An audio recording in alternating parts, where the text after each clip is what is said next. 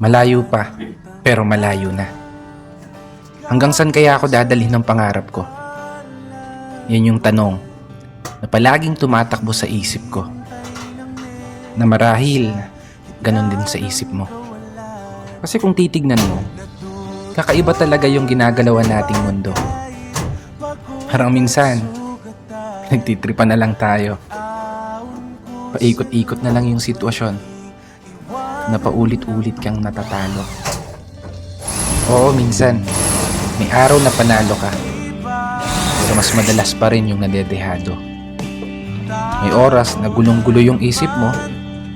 May panahon naman na pumapabor sa gusto. Ganito siguro talaga yung ibig sabihin ng buhay. Hindi perpekto ang tempo. At lahat nakaayon lamang sa tiyempo. Pero kahit ganon, dapat magpasalamat pa rin tayo.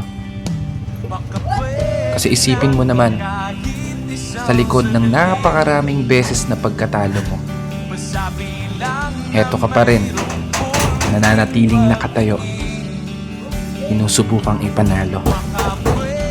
Bawat laban, ikaw lang yung nakakaalam. Mga pagsubok na araw-araw mong pinipilit lampasan.